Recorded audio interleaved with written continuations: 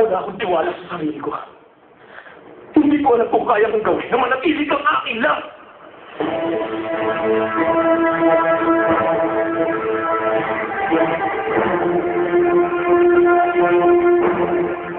Tandaan mo na. Yung sinasabi mo, ibibigay mo ka siya. Gagawin ko lahat para maibigay ninyo sa kanya.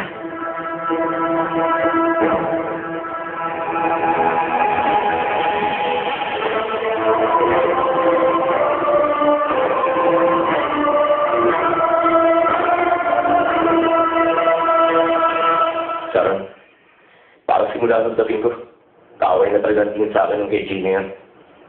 Para tuloy, pakiramdam ko nakakasira ako sa inyo. Wala kang kinalaman doon. Si AJ lang ang problema. Siya kasi ayaw niyang maniwala na siya lang naman talaga ang mahal ko. Kaya wala siyang tiwala sa akin. Pero mahirap ituloy ang relasyon na puro galit lang at away. Sigurado ako na wala yung magandang patutunguhan. Sana totoo yung kwento mo. Kasi kapag nakita namin yung ex-girlfriend mo, nalaman niya na nagsisinungaling ka, lagot ka. Sana bilisan yung pag-aanap.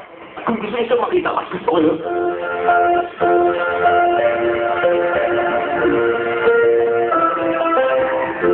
Sabi mo magdala kami sa katotohanan.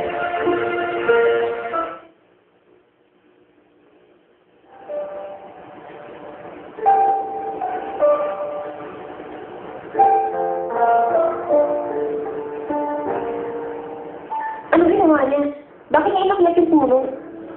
Tumakit sa AJ sa puno ng yun kasi gusto niya maluto ng chef yung dish na ipinahanda niya para sa'yo.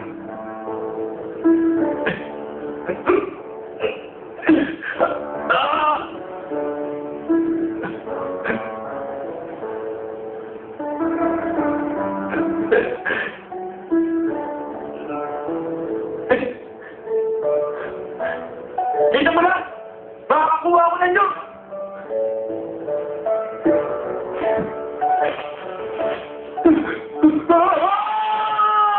Nahulog siya sa puno. Kasi nahulog ni Susi. Pinili ka makuha. Sabi ko na, bakit eh? Ang AJ na nakilala ko ay yung may pinakatapat at pinakaengot na puso. Ha? Bakit? Ano nangyari? Wala lang. Alam mo, 2 oras na ganda ayon si AJ. Para lang may bigay sa'yo mula prinsesang day. Tinuruan pa rin para maging gentleman. Kung paano lumakad ng tama, table manners, para maging ang tunay na prinsipe.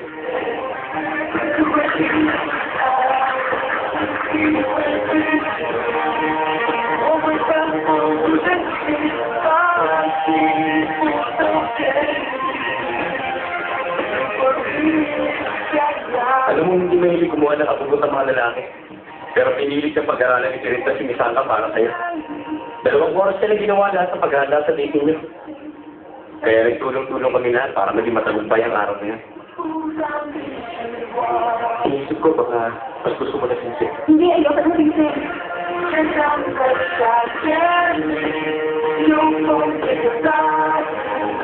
Sharon, ito lang ang masasabi ko. Sa mundong ito, walang magmamahal sa'yo, tulad ng pagmamahal ni EJ. Isipin mo, muntik na kayo magkahiwalay nyo. Masasayang ba lahat? Dahil nasa simpleng bagay na to. Wala na ba silang alisap na pagsama? Pumubuhay siya hanggang sa susunod na autumn. Atong. Teka, kung bakit ang problema yung weekend niya? Hanggang kanina umaga, sinamahan mo pa siya, ikaw pa nagsabi. Kasi naligaw ka niya. Kitang-kita ng 2 kong mata.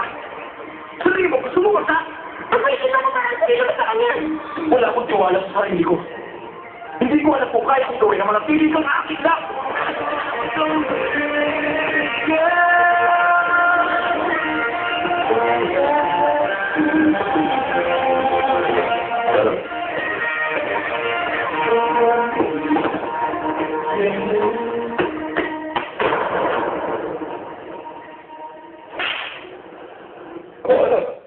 Mahusay kang pulis, di ba?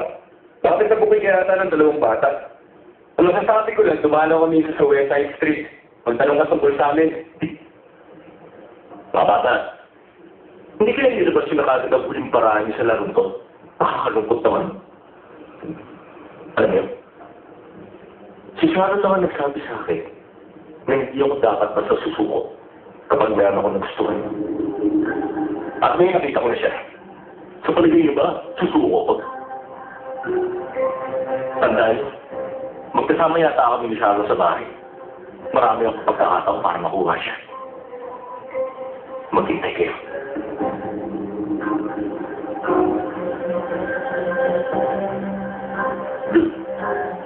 Sa tingin ko, hindi ganun kasi ang paglapit ni si Didi kay Sharon. Kung ano man ang plano nun, hindi siya magtatayang ng oras.